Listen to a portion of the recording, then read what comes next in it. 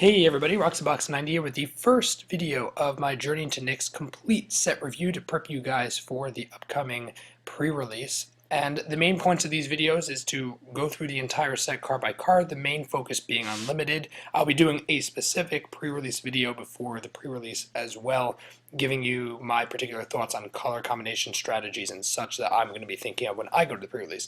But these videos are more just for a general sense of the cards and which ones I think you should look out for, which ones you should avoid.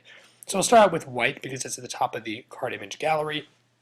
And we'll start out with Ages of the Gods, who may be pretty good. He may end up even seeing some constructed play.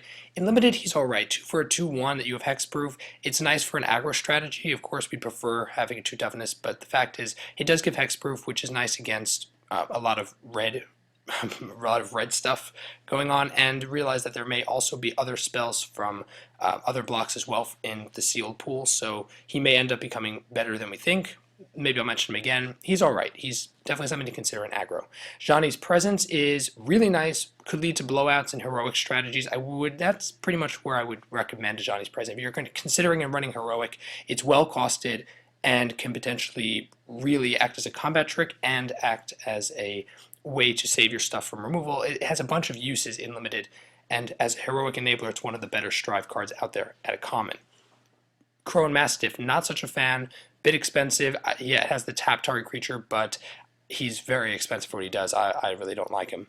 Armament of Nyx, it gives double strike as long as it's an enchantment, and otherwise it can prevent damage, so it acts as a 2-of. One, it can lock down your opponent's stuff, and it also can just give your creatures double strike if you're running enchantment, and it's a heroic enabler. So 3-in-1 card. I think it could be really good if you're running heroic stuff with some bestow going on. This card could definitely see some use there. Banishing Light, one of the best removal spells in the Limited format this time around. It's just so good. I would seriously, if you're running any sort of white, this is a card to splash in, this is a card to pick up. It's really good, even with enchantment removal. Dawnbringer Chariots is good. We've seen Seraph of Dawn do some good stuff. Dawnbringer Chariots is kind of an upgraded version with heroic.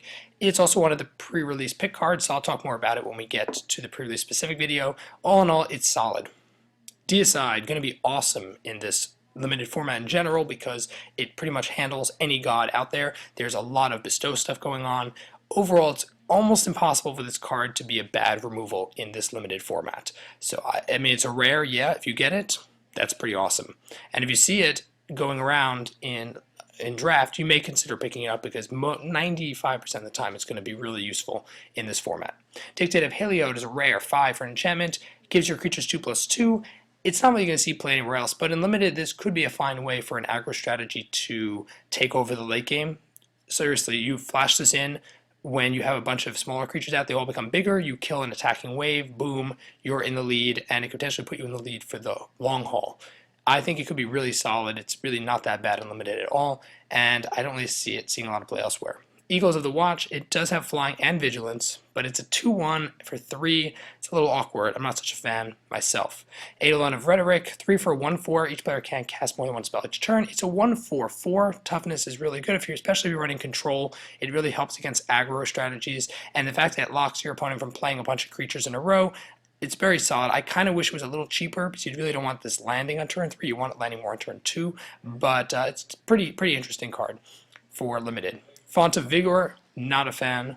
It's too expensive for what it is. It doesn't really do anything for you. It just sits there. It's way too expensive. Just avoid it in draft. Godsend, of course, huge bomb. You get it. You play it in the colors. It's amazing. Harvest Guard of Less Seeds, 3 for a 2/3. It does something with Constellation, something with it preventing damage, but it's so narrow. You have to play the Constellation. I just don't like it. It seems too narrow for me. Laguna Band Trailblazer, probably my favorite one-drop, one of my favorite one-drops in the set. I would seriously recommend this card, especially if you're running heroic, because it's just a 1 for a 0/4. Easy to drop if you get it in your first turn. Will handle most aggro stuff until turn 3 or 4. And the fact that it gets stronger if you need, strive or you need to dump multiple heroic triggers, you can just dump into him and it gets stronger and stronger. I really like it for a one-drop. I think it's great. Launch the Fleet, also another card with huge blowouts. The fact that you can hit multiple heroic targets is awesome. It's very well costed, amazingly splashable. The Strive costing 1 colorless is amazing. I honestly think that this card will twist and turn games in Limited and I would seriously consider running it, even if it's not necessarily the greatest combat trick ever. Most of the time you play it, it's going to be a huge help. Great card for limited, I think. Leaving an Iconoclast 4 for a 3/2 Cat Monk Heroic. When you cast a spell, destroy an enchantment creature. It's a bit narrow. I don't love it that much. I think it's too narrow for what it is, and it does cost a lot. Mortal Obstinacy. It's okay. It seems a really limited removal. There's just better stuff out there, honestly. It's what's a common. Nyx Fleece Ram. This card is freaking amazing, honestly. We're talking about walls and stuff. This card, if you're a control player or any sense control, even if you're aggro, but probably for control, this card is going to really lock your opponents down if you play. I think it's fantastic. Seriously draft this card. If you see it, it's got to be one of the top 3-4 picks you can see in a pack. Oppressive Raise, also really nice pacifism effect. It's very cheap for 1 white, and I could definitely see it seeing some good play in limited. Very, very solid. Oresco Swiftclaw, 2 for a 3/1. Not a fan. It's just awkward costing. I don't like it that much. Phalanx Formation. It gives a bunch of creatures double strike, but it's very expensive for Strive. You really, maybe if you're running like control and you have a couple of big bombs later that you want to, it just seems like a lot of work to get there. I don't love it.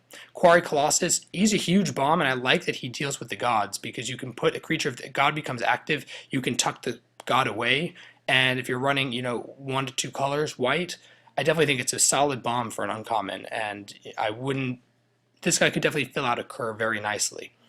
Reprisal, it's good removal. That's all I have to say. I mean, it's good removal. If you're running against an aggro deck, you might want to sideboard it out, but generally it's going to be very good. Sightless Brawler, I don't like at all. His bestow cost is high, 2 for a 3/2, not for me. Skybind, it's fun. It's fun. It really, I don't want to push so much for this card because it is expensive, but it is good removal. It does a non-enchantment permanent. There are still quite a few non-enchantment permanents out there going on, and I kind of think that this card, I guess, see what you're going up. This is more of a sideboard card. I don't think I'd shove it into any deck I'm making. It's fine. Sky Sparrow Cavalry, 2/2 flying double strike. One of the better flying cards in white, but still at 5 mana. It's very expensive and no heroic trigger. I don't love it. Stoneware Fort Fur is a bear with an ability that's rarely relevant or very expensive. I don't really like it that much. Supply Line Cranes, a 1/1 counter on a creature for 5.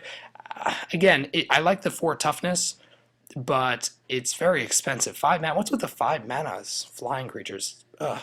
Tenma's High Priest is the last white card here. 2/3 heroic. That's really good for aggro, because whenever you heroic it, you get a creature back that's cheap, which can give you long-term advantage for aggro decks. Really, I think it's very solid, even at a 2/3 stat. I wish it was, honestly, I wish it was maybe a 3/2, or maybe a 2/2 for 2. I don't want to say too much about speculation-wise what it could or couldn't be, but I do think he's very solid for aggro decks and gives them a long-term pull in limited, which is something that aggro decks often do need. They burn out usually turn 4 or 5 if they don't have something like this going on. So those are my thoughts on all the white cards in Journey to Nyx, mostly limited focused. I talked already my spoilers about other formats, my thoughts, but I think limited to help you guys the most right now. So I'm going to go through each color, try to put one up each day, probably have a group video for the multicolor and artifacts stuff. But let me know your thoughts about these cards and about your general thoughts for the pre-release, and I'll be having that pre-release video out to you guys hopefully near the end of the week, getting closer to the pre-release itself. So hope you liked the video. Comment your thoughts down below, like it if you enjoyed it, and as always, Roxabox90 signing out. I'll see you guys next time.